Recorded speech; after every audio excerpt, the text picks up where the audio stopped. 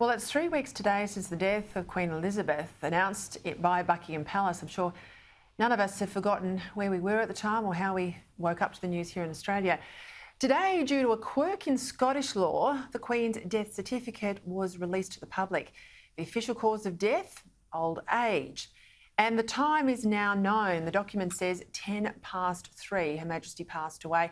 And we now know then for certain her two sons, Princes Edward and Andrew, alongside with Prince William, then didn't make it in time to say goodbye to her. We knew Prince Harry didn't, but we're unclear about the others. Joining me now, someone who would have become very familiar to you when we were in London, Royal Editor at TalkTV, Sarah Hewson.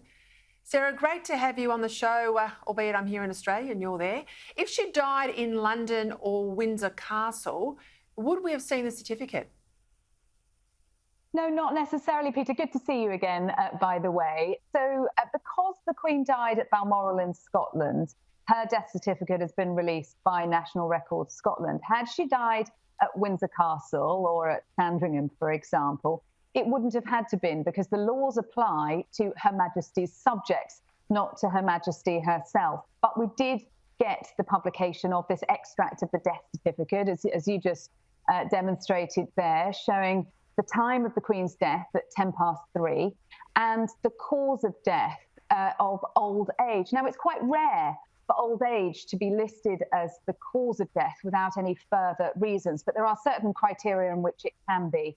It can be if the person that has died is over the age of 80, and if the doctor certifying the death has had regular contact and is confident that that is the cause. Now, Dr. Douglas James Allen Glass was the Queen's doctor at Balmoral. He's a local family doctor in the nearby village of Braemar. He was running a clinic for Balmoral staff on the day of the Queen's death. He was present at the time she died.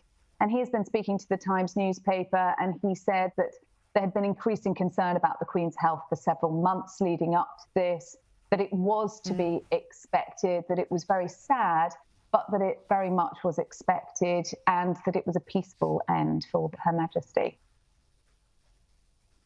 I do not deny her the privacy of not having her medical details splashed on the certificate. She had to leave a public life, and she had to die and have a very, very public farewelling and a funeral for her family. So let's just give her the grace of a little bit of privacy at the very, very end. Talk to me about that plinth in Trafalgar Square, because Australians know Trafalgar Square well. It's very close to Australia House. There's 4 big plinths in the square. All of them have got a statue to some worthy in the past. There's always been an empty space for the last one, the 4th plinth. I've always been told, of course, that's where there'll be a wonderful tribute to the Queen when she passes. But the Mayor of London, Sadiq Khan, says, no, I want to keep that for contemporary modern art. How's that gone down? Well, it appears that he's had to make a U-turn on this, Peter, in the last few hours or so, because, yes, you're right, the 4th plinth is designed for rotating pieces of contemporary art, and there's a schedule for that goes on many, many years, the pieces of art that are booked to be displayed there. So the Mayor of London has said, well, there's no room for a statue for the Queen. However, a bit of a backlash to that, and now it appears that the Mayor's office is saying, look, there is space there, and if the royal family want this to be the place where there is a memorial, a statue commemorating the late Queen, then that's up to them, and he will support that. So it may well be that that 4th plinth does become a monument to the Queen, Peter. We'll have to wait and see. Right, just before we go, I've got a double header for you here.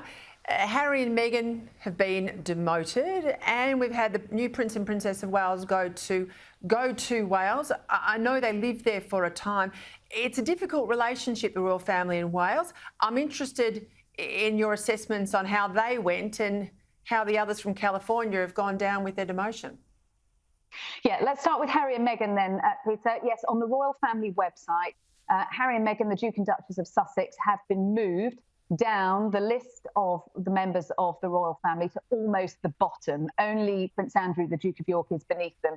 This has been a gradual process. When they first left as working members of the royal family, they were moved from just below the now Prince and Princess of Wales to below the Earl and Countess of Wessex. Now they find themselves beneath the Duke of Kent and Princess Alexandra, much more minor royals. But it's a much more slimmed down list, and this is reflective of what Charles wants to achieve as king, a much slimmer, streamlined monarchy, and reflective of those who work on behalf of the royal family. The Prince and Princess of Wales, as you said, Peter, on their first visit to Wales since they inherited those titles, I think they're treading quite carefully. We were told on the day of their visit there are no plans for a big grand investiture, as we saw for Prince Charles, as he was then at Carnarvon Castle. They're earning the respect, we're told, of the people of Wales, and they're going to make another visit there before Christmas in order to do that.